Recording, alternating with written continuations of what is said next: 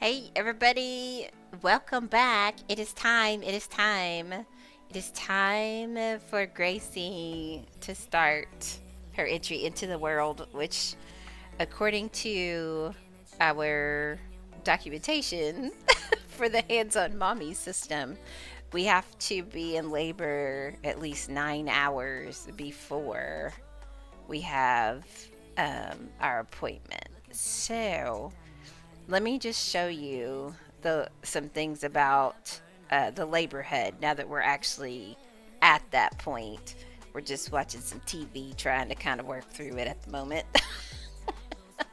If you see me fall backwards all of a sudden, it's because I'm having a contraction, which is one of the things that the HUD does.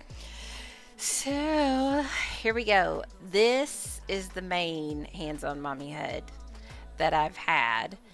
And this is the labor HUD, which actually is in the Hands on Mommy folder that you get when you buy the entire pregnancy HUD system.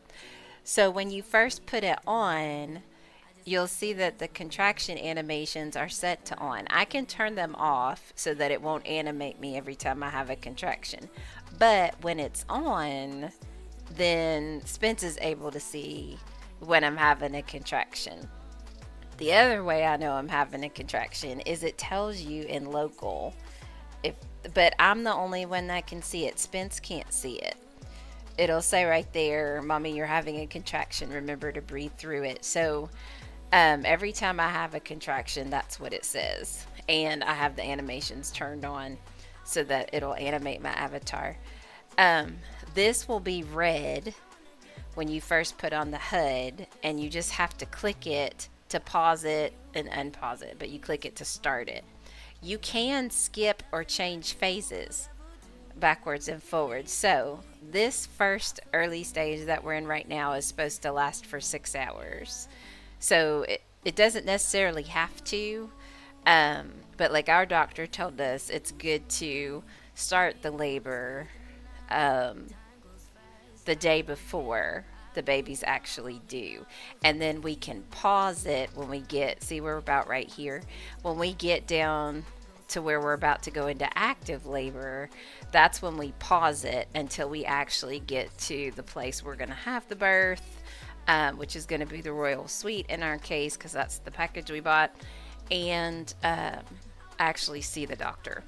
So it does say up here in the early labor stage that we're in to prepare for the hospital, get the baby bag. There's a contraction right there. I'm supposed to be breathing, y'all. Deep breaths, deep breaths, deep breaths, deep breaths. Let me look at logo. Eddie. Oh, there it is. It's over. That was pretty quick. See, there it is right there. Okay, so I forgot what I was saying. God bless it.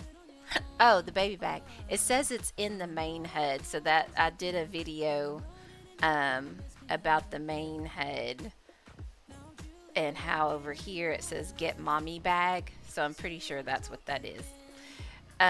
So we'll have our mommy bag. But when we get um, I'll pause this when we get further into the labor when it's time, to log out of SL. And then we'll restart it tomorrow and go through the rest of the labor. So it tells you when you're bridging and you hit this point from here to here, when you hit there, it tells you to go to the clinic for your scheduled delivery. And that's what we would do, let our doctor know, and that's when I would reactivate it once we're there. So we'll be back when it's time to actually have her. What's Spence saying? Spence is saying, "Oh, thanks, babe." I'm a good breather, aren't I? All right, you guys. I just wanted to show you that real quick, um, so you know what that looks like.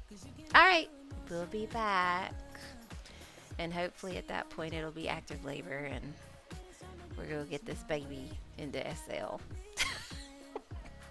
I am a good breather. Okay.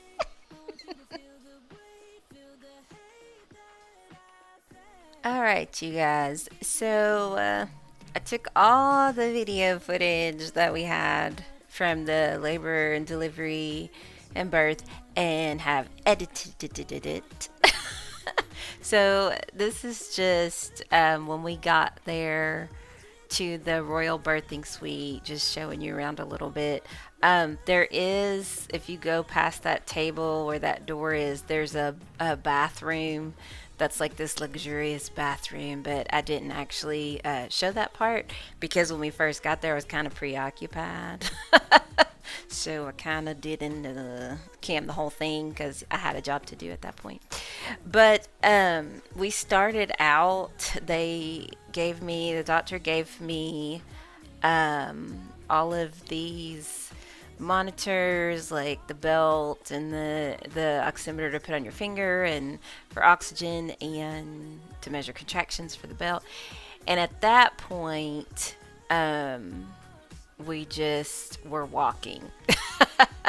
We were walking at that point because as you can see from the top HUD, we went through early labor, the bridging phase, and then hit active labor, and that's when we went to see the doctor. When I start walking funny like that and bending over, it's because I'm having a contraction. So of course you got to breathe through those, and we just kept on walking and walking. The bridging phase up there on the HUD, it did not last 3 hours. It went by pretty quickly because we were like watching TV shows and stuff and together, and then all of a sudden I got this pop-up that, because my contractions were so close, and it's like, you're in active labor. I'm like, what? So at that point it was time to get to the birthing suite. But anyway, so we did a lot of walking back and forth and back and forth. And just she said she was going to check my cervix after we had done some walking, just to see and make sure that everything was progressing and kind of see where we were so we knew how close we were. When she did actually do the check, I was really surprised. Oh, there's where Spence, we were all talking about how Spence was my cheerleader. My doctor was like, I'll be your cheerleader. And so she was so sweet. She was so good through this whole experience, like the entire pregnancy, not just the birth. It was amazing. But I gave Spence pom-pom. So he decided he was going to cheer for me and be my cheerleader, because sometimes, y'all, that's a long process, and sometimes you get a little bored, so you just start doing stuff to just make it go by faster.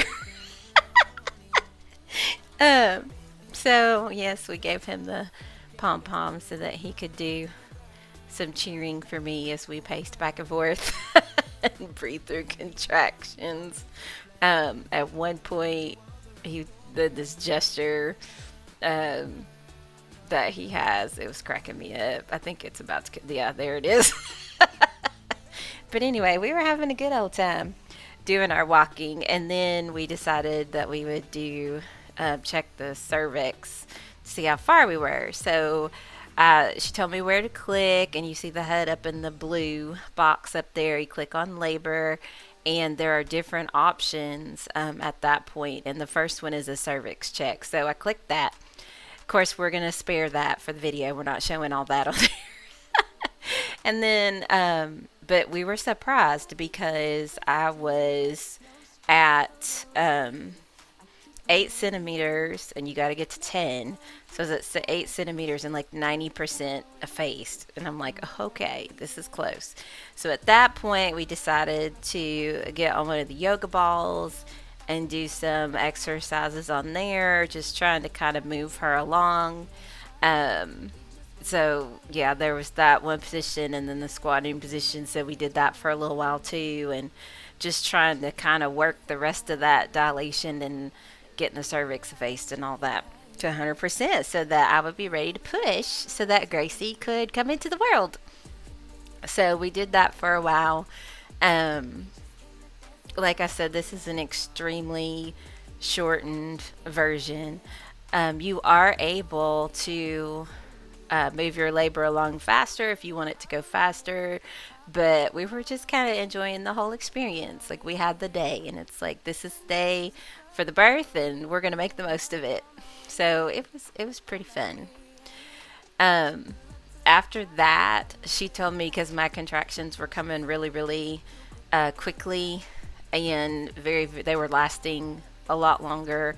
So we knew it was getting close to time to push. So she's like, "Why don't you walk a little bit more, and then we'll get ready to push? Because at that point, she'll do another check, and we should be ready." So we walked for another little while. I remember at one point I was throwing ice chips at Spence. I forgot why, but just to entertain myself.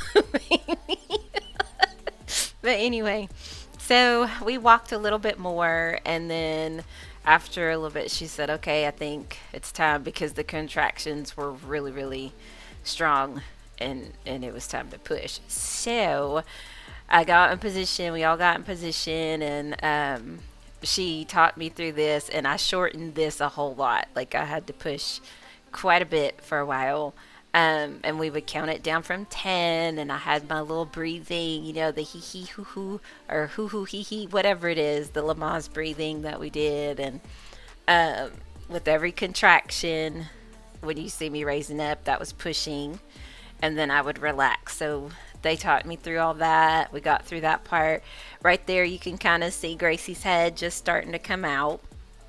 So with the contractions, I would push and she would come out a little bit more. So it was very, very realistic, very realistic. So we continued to push, and they were a lot stronger. There's her head has come out, and then of course we got to clear the shoulders and all that good stuff. But I won't do all that. Spence got to cut the cord, so when I pushed her all the way out, he got to lean over, cut the cord. He did not pass out. God bless him. He did really well.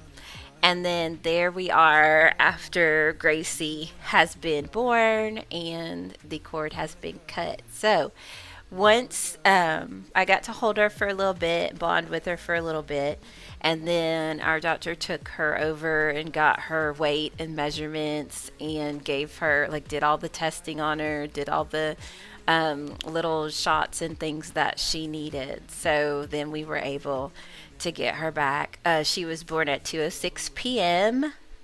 Second lifetime.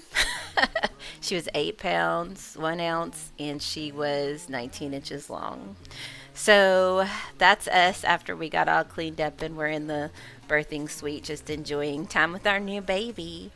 So I hope you guys enjoyed this. Please give my video a thumbs up and subscribe if you haven't. And me and Gracie and Spence will see you guys on the next one. Bye.